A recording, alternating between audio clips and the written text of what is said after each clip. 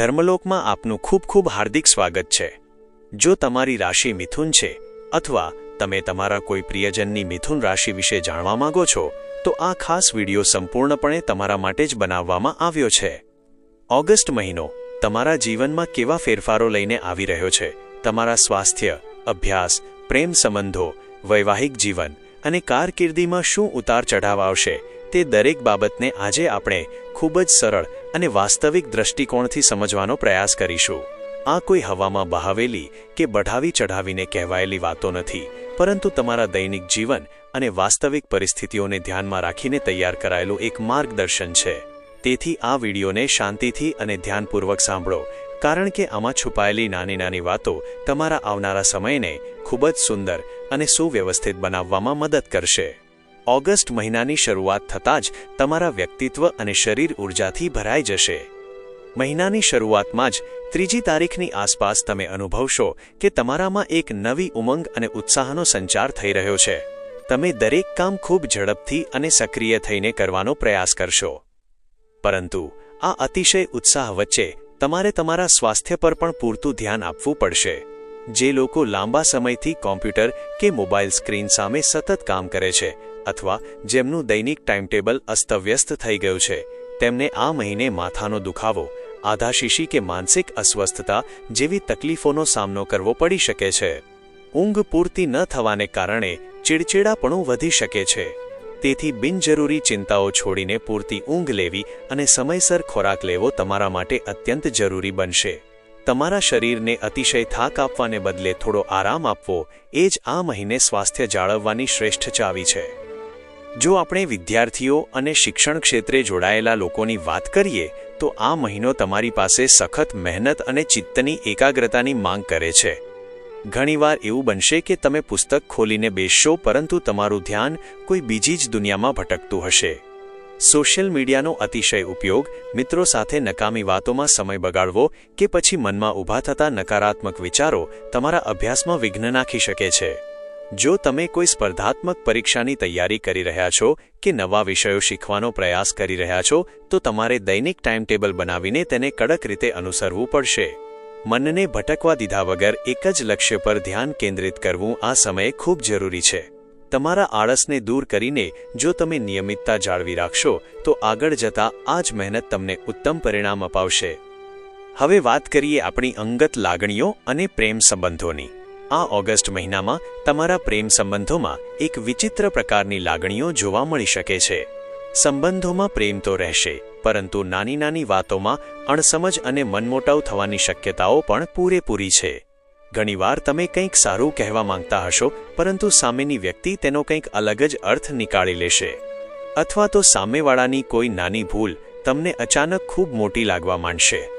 આવા સમયે ઉતાવળમાં આવીને કે ગુસ્સામાં આવીને કોઈ પણ નિર્ણય લેવો યોગ્ય નથી। જો કોઈ બાબતે અસંતોષ કે વિવાદ ઊભો થાય તો શાંતિથી બેસીને વાર્તાલાપ કરો।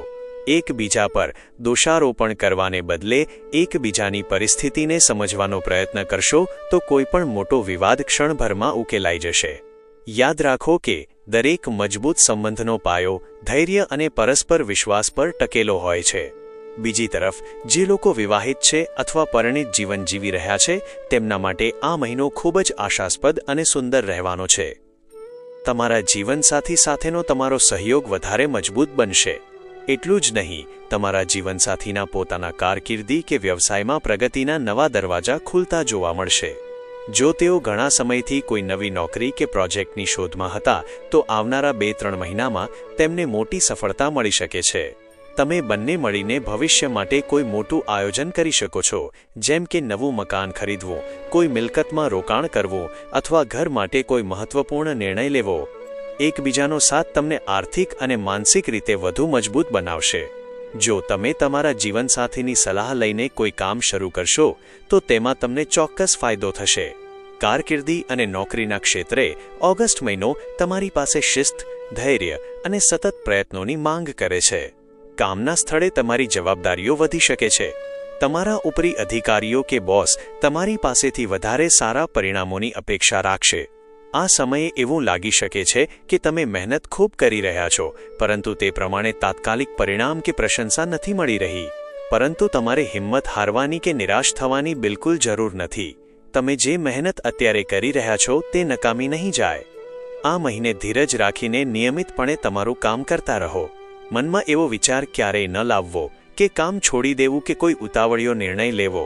વિલંબ ચોક્કસ થશે, પરંતુ તમારી નિષ્ઠા અને શિસ્ત આખરે તમને લાંબા ગાળાની સફળતા અને મોટી ઓળખ અપાવશે.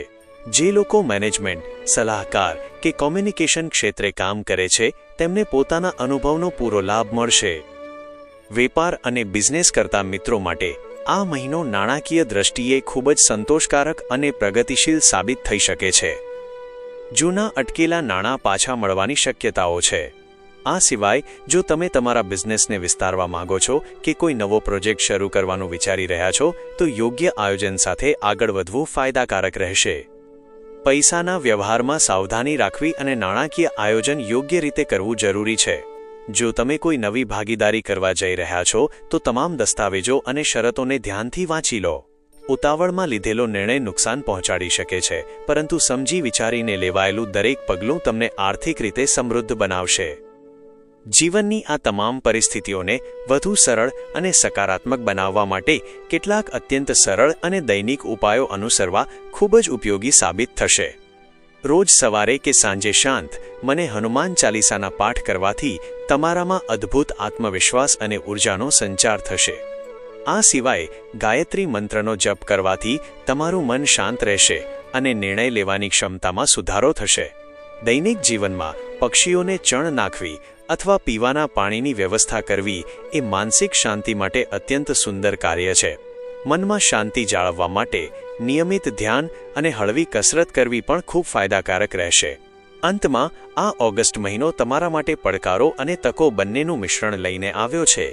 જો તમે શિસ્ત, ધૈર્ય અને યોગ્ય વિવેક બુદ્ધિનો ઉપયોગ કરશો તો આ મહિનાને તમારા જીવનનો એક શ્રેષ્ઠ સમય બનાવી શકશો.